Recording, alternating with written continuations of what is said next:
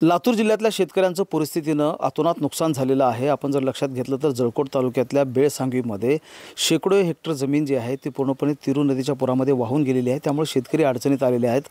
एक अल्पभूधारक शेतकरी आहेत मारुती रायकवाडे, ज्यांनी या सगळ्या परिस्थितीला कंटाळून आत्महत्या केलेली आहे। खरं तर आपण त्यांचं घर दाखवत आहोत। त्यांची परिस्थिती या घराला पाहून लक्षात येते। मारुती रायकवाडे हे म्हणजे त्यांच्या आईसह या घरामध्ये राहत होते आणि 2 एकर शेती आहे त्यांना आणि जी पूर्णपणे या पुराच्या स्थितीमध्ये खरडून गेली आणि त्यामुळे ते अडचणीत आलेले होते। गेल्या 2-3 दिवसांपासून हातबल झालेले होते आणि तसे त्यांची मानसिक स्थिती जर लक्षात घेतली आपण तर ते सातत्यानं लोकांशी चर्चा करत होते की जे या परिस्थितीतून मार्ग कसा काढायचा, बाहेर कसं पडायचं। आई मला सांगा, किती एकर शेती आहे तुम्हाला, काय परिस्थिती होती आणि मारुती यांनी हे कशामुळे पाऊल उचललं असं वाटतं तुम्हाला? शेती अशी 2 एकर होती, नदीच्या कडेला होती जमीन। असं शेतात करीत होता, दुसऱ्याचं शेत केलता। मग ते नदी खासून लई गेले, पाणी गेले लई। तेच काय टेन्शन घेतला की काही सांगाय नाही मला। तेवढं केलं, दोघंच मायलेकरं राहत होतो घरी। म्हणजे मारुतीचे वडील पण लहानपणी मेल्यात, 20 वर्ष झालं मरून त्याला। हां, लहानपणी मी लहान होता तेव्हापासून पालनपोषण केले। सगळं चांगलं होतं, अहो काय असलं त्या शेतालाच काय आवटून काय करून घेतलं काय नाही। म्हणजे ही पुराची परिस्थिती झाली आणि ते खचले। त्याच्यामुळे केला त्यानं, मला दिक्यान सांगाय नाही त्यानं काही। मारुती रायकवाडे असं आत्महत्या केलेल्या शेतकऱ्याचं नाव आहे। आपण जर पाहिलं तर ही परिस्थिती आहे घराची, हे घर सांगून जातं की त्यांची काय अवस्था आहे। उदगीरमध्ये मजुरी करायची ते आणि मजुरी करून उदरनिर्वाह भागवायचे, शेतीवर सगळं काही भागत नव्हतं।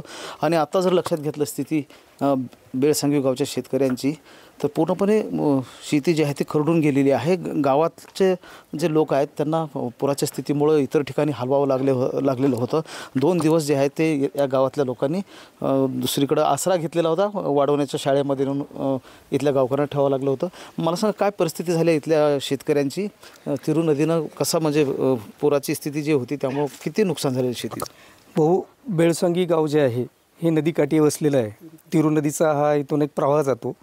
हे अतोनात नुकसान झालेलं आहे। 500 हेक्टर जमीन पूर्ण पाण्यानं वेढली होती पूर्ण भाऊ, अक्षरशः पूर्ण जलमय झालं होतं। ह्यात शेतकऱ्यांची शेती पूर्ण वाहून गेलेली आहे आणि माती पण राहिली नाही, पूर्ण खडक पडलेला आहे। पीक तर वाहून गेलेलं आहे, पूर्ण ऊस काही असलेलं ऊस क्षेत्र ते पण हे होऊन गेलं, आडवं पडलेलं आहे। आणि गावात अशी परिस्थिती झाली की भाऊ गावाचा पूर्ण तालुक्याशी संपर्क तुटलेला होता। तालुक्याला संपर्क तिकडून लोक इकडे येऊ शकत नव्हते। त्यामुळे म्हणजे मुख्यमंत्र्यांकडे देखील तातडीनं मदत मागितली गेलेली होती। मला सांगा मारुती रायकवाडे यांची काय स्थिती झालेली होती, त्यांना या गोष्टीपासून दूर करता आलं असतं का? काय शेती होती, 2-2.5 एकर शेती होती, शेती करत होता त्यानं। शेतातच आईला वगैरे घेऊन शेतामध्ये काम करत होता त्यानं। दुसरा सोर्स नव्हता काही, लहानपणापासून शेतातच राहत असता आहे सोबत। काही चर्चा झाली होती का, काही फोन वगैरे 1-2 दिवसात? नाही, काही फोन वगैरे काही कॉल काही झाला नव्हता, काही नाही। काय मागणी करायला आता सरकारकडं? सरकार काय देणं ते सरकारकडेच अपेक्षा, आपण थोडंच रक्कम मागू शकणार सरकारला। सरकार देईल तेवढं काय देऊ शकणार, आपण मागितल्यासारखं काय बी नाही।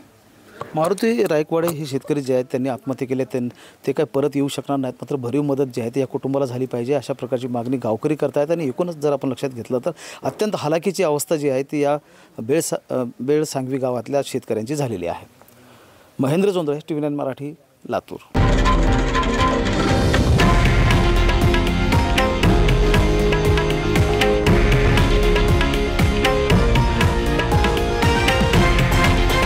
हे आहे देशातील नंबर 1 न्यूज नेटवर्क आणि आपण पाहत आहात TV9 मराठी, एकमेव।